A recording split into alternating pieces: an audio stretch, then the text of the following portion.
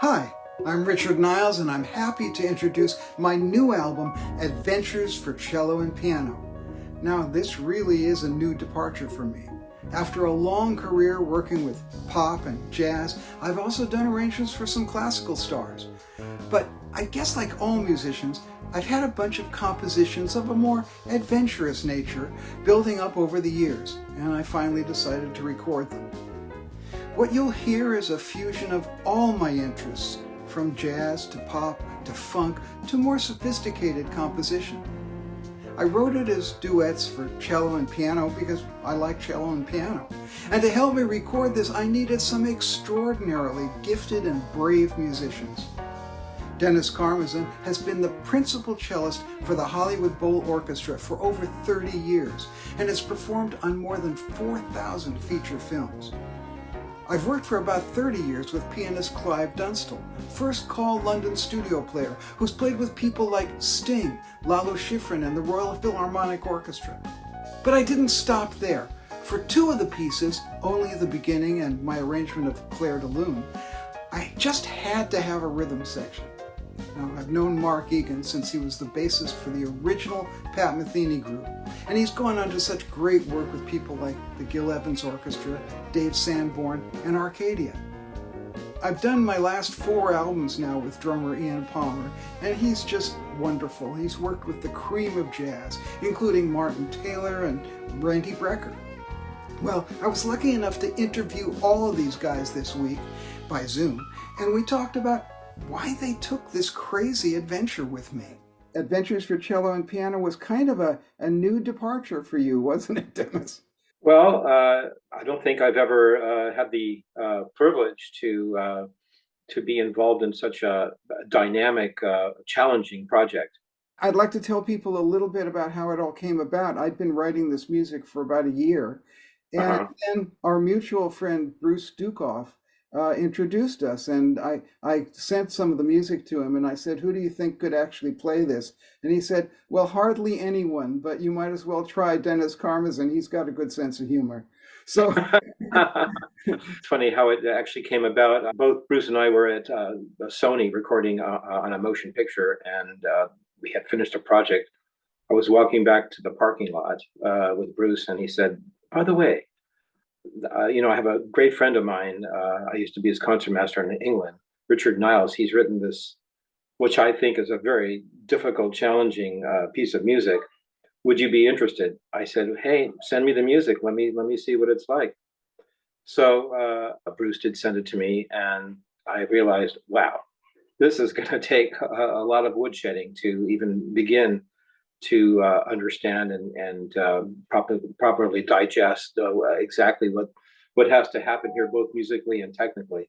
A couple of days later, and I realized, this is doable. It'll take a lot of practicing on my part, but it seems really interesting and challenging for me.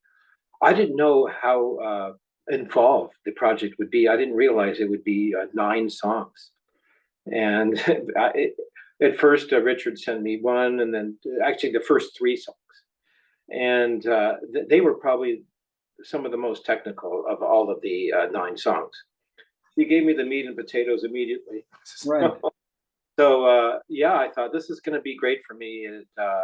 I was busy doing recording and concerts and stuff, but I thought in my free time this would be an interesting project for me to have fun with. I loved what you said when we first talked about it, that it would give you something different to practice than Bach and Beethoven. Yes, and right. So I basically practiced, the Bach cello suites 1 through 6, and concertos and sonatas and various etudes to keep my technique fluid and whatever challenging situation should arise. I want to make sure I'm always at 100%. So this music that Richard wrote was very, very demanding, and I realized it will really up my game to attack this in a very technical and musical way and make sense of it, make it sound effortless and musical at the same time. You obviously come from a background of having played so much music and doing film music. I guess it must have exposed you to so many different styles of music. So in a way, this was in the same direction of taking on another challenge, because a studio musician has to take on that challenge every day. Well, yeah, when you go to work as a studio musician, first of all, you have no idea what's going to be put in front of you. What I found interesting as a composer was that you showed me how different phrases Hmm. are very impacted by the uh, the positions that you play it in on the cello, because maybe people don't understand just how difficult the cello is, uh, Yes. and so the types of phrases that perhaps I would write in jazz and blues styles are not the typical kind of phrases that one would be exposed to in various classical styles. Yeah. Well, like for instance, on a saxophone, where you don't have four strings and you have a reed and you can go up and down the scale without having to traverse all four strings, which I have to do on the cello. So I remember having conversations with you about the musical interpretation of how to properly demonstrate the exactness of what you wanted. Yes. And there were times when I had to say, Richard, I totally understand what you're saying, but I just have to tell you that technically, for me to do the kinds of phrases you were asking for, made it more difficult for me to kind of play in a very fluid way. Like I said, I have to like change my bow or do certain technical accomplishments to make the music appear as fluid and musical as you'd like. I understand what you'd like, but I don't think I could do it that way. I could do it this way. Yeah. I think you'll be happy with that. Well, you certainly did, and the results are fantastic and breathtaking. And I also wanted to ask you about, you probably don't play with rhythm sections every day of the week, although I suppose you do on film scores sometimes have a rhythm section. But this was more like what I was trying to create was a small group feel of a quartet, cello, piano, bass, and drums. Yes. How did you enjoy the experience of doing that? Well, I thought it was very enjoyable. It's not the typical kind of session stuff I would do. Yeah, And you did it beautifully, and I must say that, for instance, only the beginning, which has a kind of a pop jazz feel uh-huh. to it, you just sound. What I was trying to create with the writing was the idea that you were improvising, just like Yeah. just like a jazz player would, and you made it sound so beautiful. The transition from playing the tune, the actual Yeah. A section to actually Uh-huh. going into the solo. And everybody who's heard it has said, "Man, I didn't know a cello could actually groove in that way to improvise on the cello." And Uh, so I'm glad that that effect was beautifully executed by you. I had to just throw caution to the wind and go for it each Yes, time. yes. And I love the results. I mean, playing these songs in my car all the time and just can't wait when I was, driving to work and stuff, when this album will actually be released and when I can share with my friends, because I haven't been able to do that. Yes, well, And you will a soon. lot of people are very excited about hearing it. Well, so am I. Being asked to perform a duet is one thing, but Mhm. also being asked to perform a duet with somebody you've never played with before, Clive Dunstall. Yeah, well, we didn't even rehearse. We basically sat down and started playing. Look, I remember in years past when I was playing principal cello for Maurice Jarre, he had me play the minuet from the Bach Sixth Suite, which is a very challenging thing, and he just put Hmm. the music in front of me. Obviously, I practiced these suites all the time, and I could play it. But with what Richard wrote, and it's not the kind of thing where I'm practicing all the time, and I Right, know it. sure, sure. I had to live with it. I lived with it for a couple months every day, and practicing 9 songs a day. It takes hours to just, you have to play it note by note, make sure the intonation is right, the Yeah, shift, yeah. the rhythm, the articulation also was a challenge too. To articulate in a jazz kind of way, doing this project, it was so great. I kind of missed the practicing of the pieces all the time, so I'm back to my usual fare. But every so often, I kind of revisit the songs and play them just to make sure they're in my fingers in case one day we should have the opportunity to perform them live. Well, I was so lucky to find a masochist like yourself. Yeah, right. And yeah, well, Clive was great. I mean, he had a great musical feel and timing, and his personality was just very enjoyable. And it was a great couple days. I mean, my son also, Max. Yes, I wanted to ask you about him because he did such a fantastic job of recording. But tell us a little more about Max because he's not just a pretty face engineer. He is a virtuoso violinist and a composer and an engineer. Yeah, he was tremendous, and everyone has commented on the beautiful sound quality. Let me ask you this last question. How do you feel about actually performing this in a concert? I think it would be an amazing experience, and I've been upping my technique to be up for the challenge. Well, that's amazing, Dennis, and I cannot wait for that to happen. And I'm really looking forward to you shaking my hand on that first gig. Well, I'm super happy to be here with Clive Dunstall. He is a big legend in my lunchtime.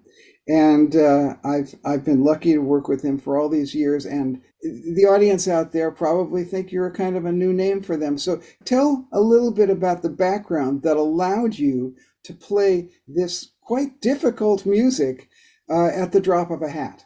I was in the Royal Marines band, and I can't really go any further than that. I wouldn't be doing anything I'm doing now if it wasn't for that, really, because from where I was when I first joined up, I learned so much. I pretty much restarted the piano from grade 7, went back to grade 3, started again, got all my techniques sorted out by a brilliant professor called Dave Jones.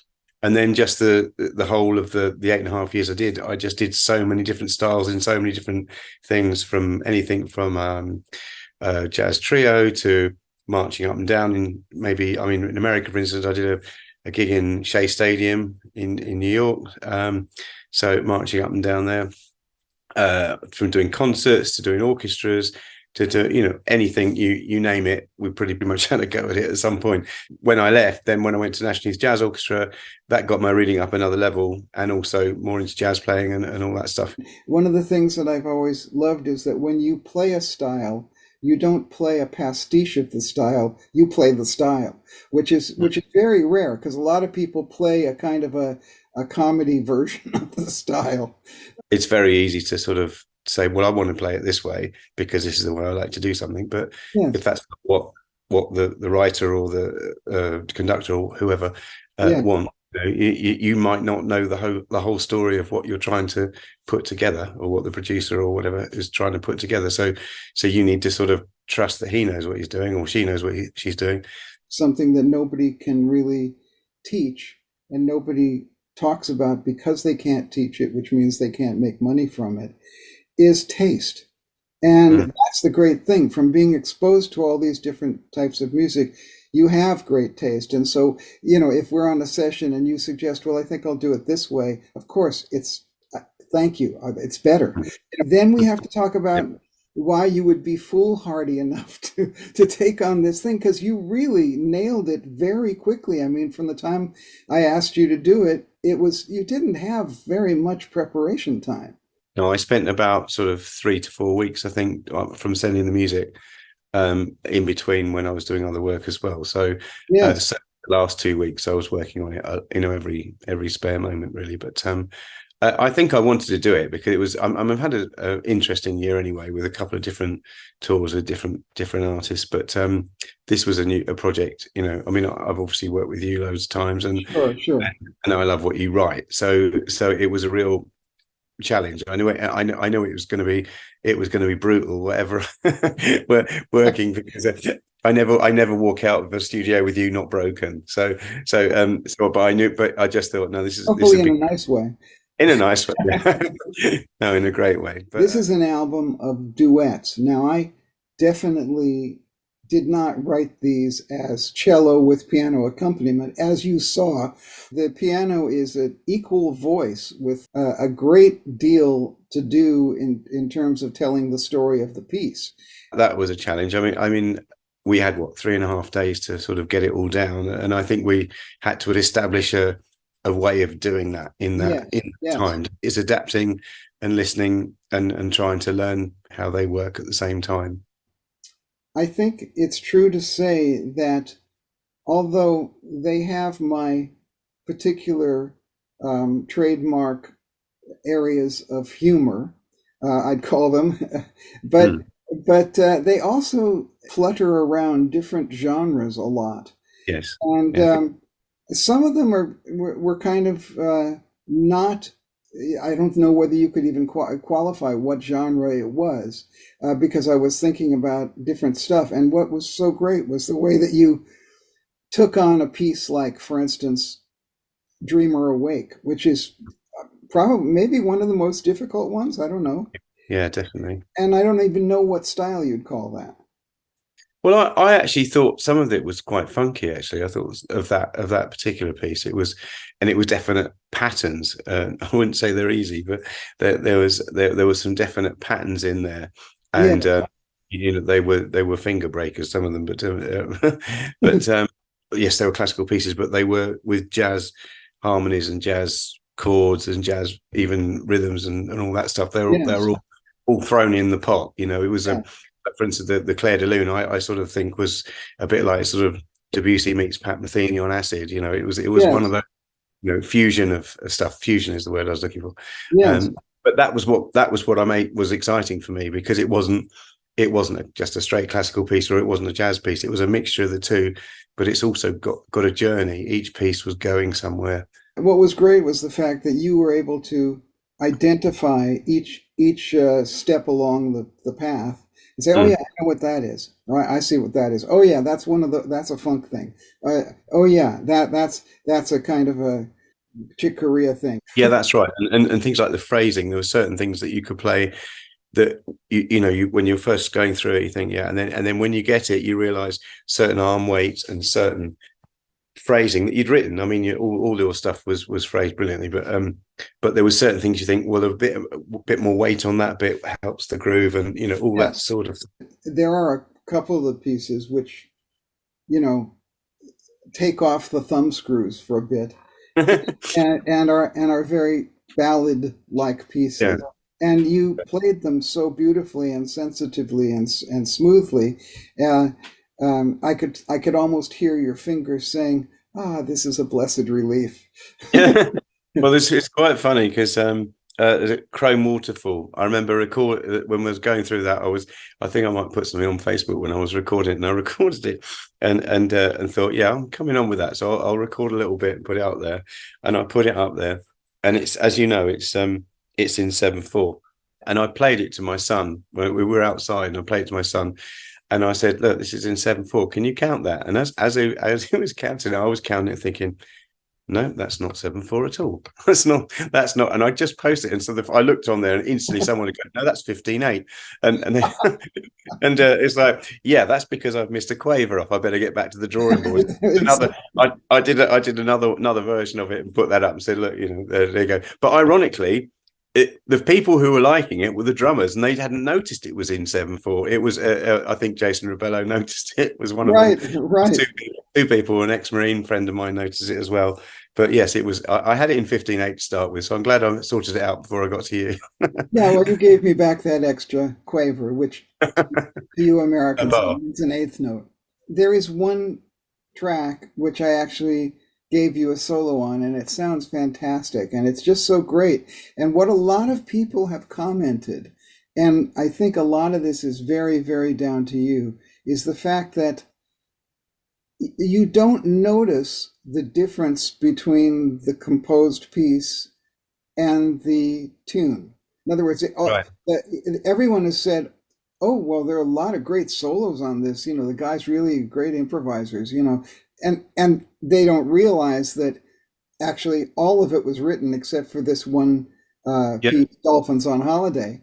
Right, yeah. And yet, when you went into your solo on Dolphin Song Holiday, it didn't sound like, A and B. It just sounded like this is all one piece, and And it's you and understand, it's yeah. But happening.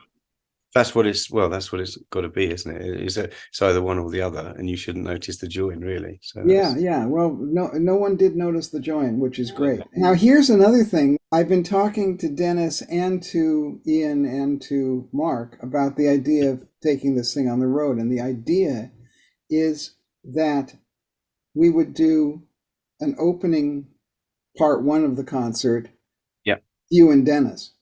yeah, Then part two of the concert, I would actually write some more charts yeah. So and you've got a more balanced thing, yeah. and have stuff with rhythm section, and I would actually join you. Yeah, amazing. Yeah, that'll be. I'll get back to practicing again. We'll all have to do that. Just for a couple of years. The great thing is we have done a bunch of stuff together over the years. I think the first thing we worked on, of course, was American Garage. Yes. With Mr. Matheny. And then we did a bunch of my solo records together, and that was fun too. I'm really honored to be a part of it.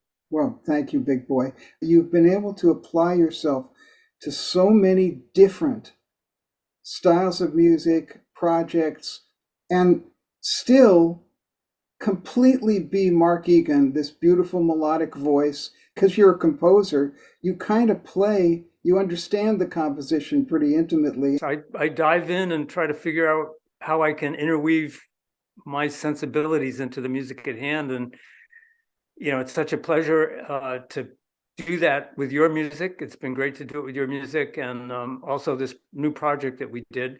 It's a little bit different for both of us in that I got this crazy idea to write a bunch of pieces for cello, and then I thought, as I was writing them, I thought, what would be really hip would be to add bass and drums, and make it a rhythm section, because one of the things I was trying to do with the pieces was not only be kind of on the line between, but just cross the line between jazz improvisation and written music with a classical sensibility. And then I thought, let's go all the way. Let's actually have a rhythm section. And then I thought, well, what's the most popular classical piece? And I thought Clair de Lune. Okay, let's see what I can do to have some fun with this. Well, I approached it like I approach anything where I just, first of all, listen to what's at hand. I listened several times to try to see how I would fit into that. And I know that a lot of it were lines that were going to be doubled. So I paid attention to those, and I actually practiced a lot of the parts that were going to be doubled that should have been played as written. And then I make note of the parts that were a little bit looser that you had told me that you have a little liberty at.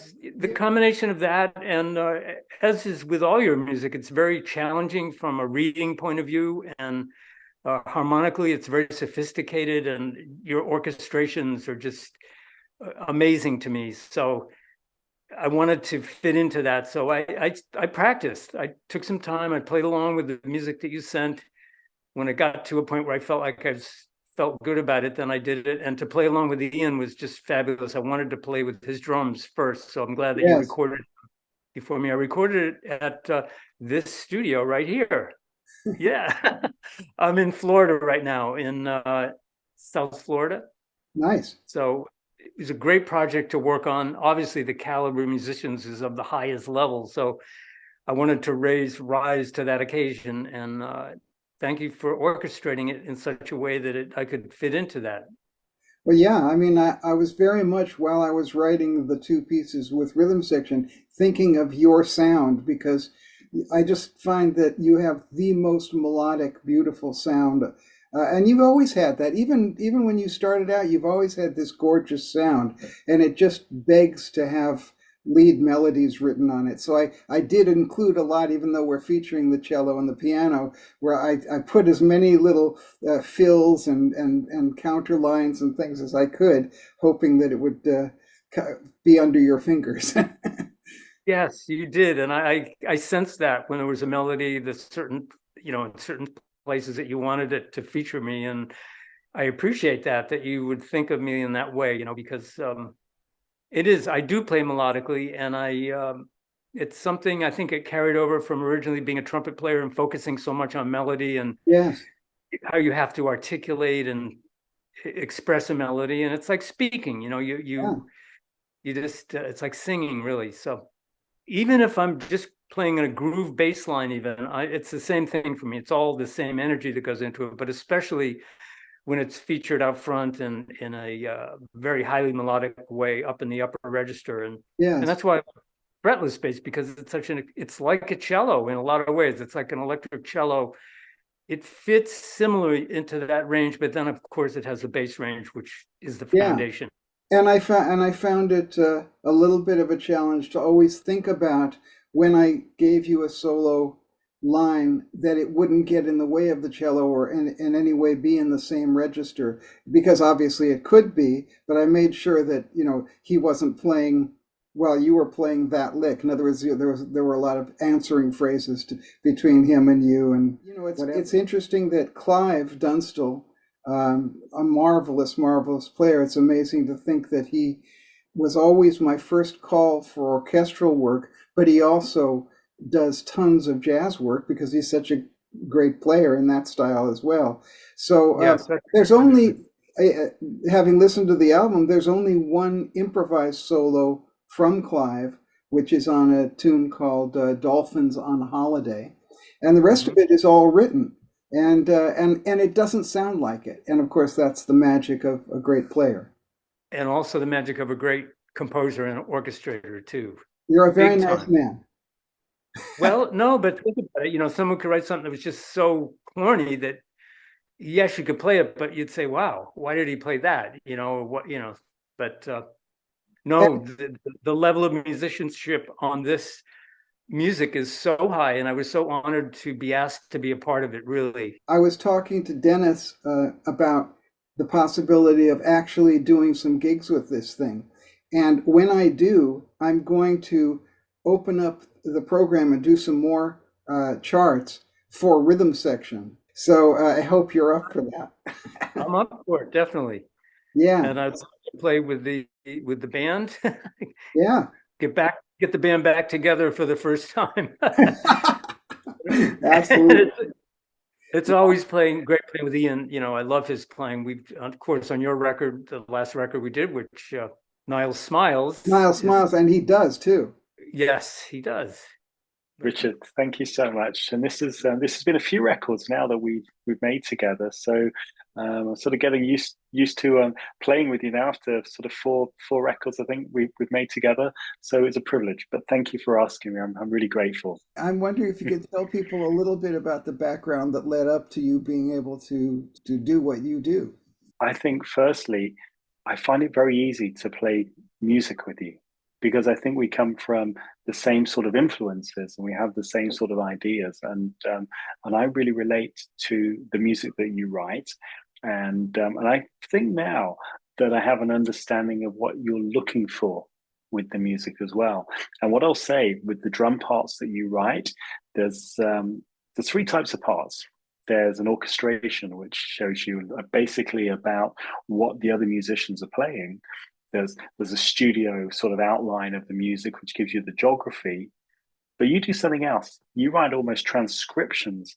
And the great thing is, I understand by those transcriptions, once I've had a chance to look at it and think about it and let it percolate through, I know what you're asking.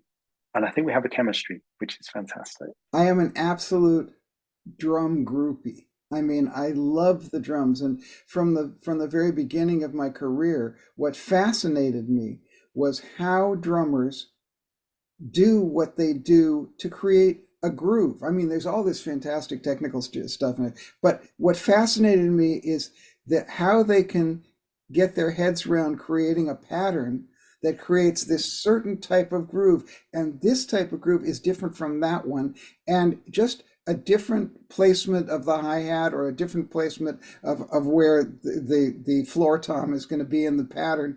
It changes the whole feel of it. And so I did a lot of transcriptions of, our mutual hero, Steve Gadd, and many other people. One of the things I appreciate about the way you write the music is that you write the drum parts with the music in mind, and I get your love of drums as well, which is fantastic, which is brilliant for me. But the drums are really the skeleton of the music. I mean, I love drummers who use dynamics, and you really use dynamics. Since we're playing with a cello, a very unusual acoustical instrument, and of course the acoustic piano. I'd like you to talk a little bit about how you approached these two tunes, because they're very different from each other. I mean, firstly, you had arranged the music beautifully. You'd composed the one piece beautifully and arranged the second one absolutely beautifully. Dennis is a genius. Clive Dunstall is a genius. Mark Egan is a genius. So it doesn't make it that difficult to play along with those guys and create something that sounds like you want to hear it, that sounds right for the music, because they know how to leave the space for me to play. And Peter Erskine, another one of our great heroes, someone that we interact with. Peter has a lovely expression, and Peter's expression was that I shake music by the hand, I listen, I say, "How are you?" and I listen for the response, and the music guides you in the right form, and it tells you exactly what to play. And that's what happened in this case, I think. I can see the drum part, and we said earlier on that you write pretty much transcription, so it's pretty descriptive as to what you want the drums to be. But there is latitude in there for me to be able to play the drums and express myself in the way that I want to express myself. So really, the recording process of this was that you provided me with some MIDI tracks of what the whole thing eventually will end up sounding like. And I overdubbed the drums to that. So firstly, and there were no timing issues. So everything was bang on the money. So it was very easy then to lock in with this. So then it's just about creating that live feel, moving about, and really shaking the music by the hand, saying, "How are you?" listening, and coming back and playing, as Peter Erskine says, and coming back and playing something which I hope is not a computer-generated drum track, but it's real life music. You rewrite bits of what I've written to make them better, which is a great thing. And every musician who I work with knows that I want them to do that. I'm not writing for an instrument. I'm writing for a musician, So so therefore, that's exactly descriptive of what you've done. The way that you played Clair de Lune just completely knocked me out, because I thought when I wrote it, well, it's got to be funky. It's got to be groovy, but it's not. I don't want it to be shoved down people's throats that it's funky. I just want it to be a natural result of the different sort of patterns and funky grooves that I've thrown into it. And man, you did that so beautifully. It just doesn't sound forced at all. It just sounds, this is the thing, man. This is the music. I always say to other people, and I say to my students, that taste is something that you can develop, but you can't learn it. It's about playing the music the way it's presented, and playing the music appropriately. Eventually, you're going to work out what works and what doesn't. Mm-hmm. So, with the music that you write, so how does that relate to what we're doing? Well, I've studied a lot of that, and you kind of get an understanding of what works, and try and make it my own, and try and make it something that works within your music, and it's not necessarily my sound, but it's something which works for the music. It's almost like a method actor, where if I'm playing the part for a piece of music that you presented, a bit like an actor, then I am actually wearing those clothes, so then I'll make the drum tuning and make everything fit the part that you want to hear.